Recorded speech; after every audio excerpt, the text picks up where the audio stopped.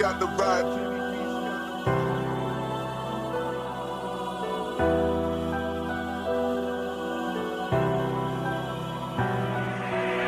Nakakatakot na ang mga balita. Paano na ang kaligtasan ng mga mahihina? Paano na ang kabataan at babaeng inosente kung wala nang magmamalasakit tulad ni Duterte? Makakaikot ka pa ba sa kalsada sa gabing wala kang iisipin na trahedya? Paano ang ating magulang bawat araw di kampante kung mawawala sa Pinas ang isang Duterte? Ang sakit isipin kahit di nila aminin, kapwa mo Pinoy ang kakalaban at dudurog sa atin. Yung unity na sinasabi ng ilan, umupa na sa pagbuhos na para bang ulan.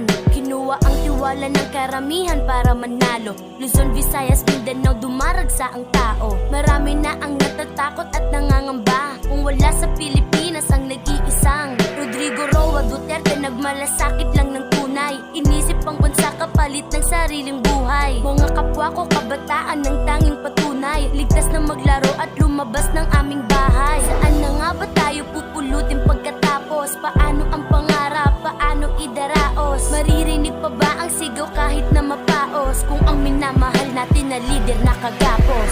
Nakakatakot na ang mga balita. Paano na ang kaligtasan ng mga mahihina? Paano na ang kabataan at babaeng inosente kung wala nang magmamalasakit tulad ni Duterte? Makakaikot ka pa ba sa kalsada sa gabi?